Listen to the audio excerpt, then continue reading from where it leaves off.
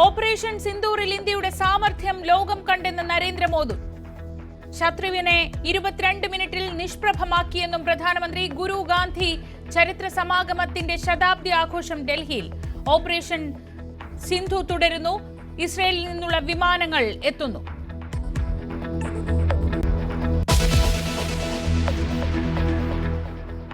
VSന്റെ ആരോഗ്യനിലയിൽ നേരിയ പുരോഗതി. തീവ്രപരിചരണ വിഭാഗത്തിൽ തുടരുന്നതായി മെഡിക്കൽ ബുള്ളറ്റിൻ. VSനെ കാണാനെത്തി മുഖ്യമന്ത്രി.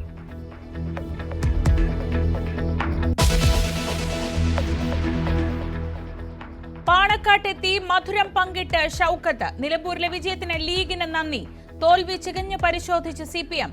അൻവറിന് മുന്നിൽ വാതിൽ തുറക്കാതെ കോൺഗ്രസ് നേതാക്കൾ.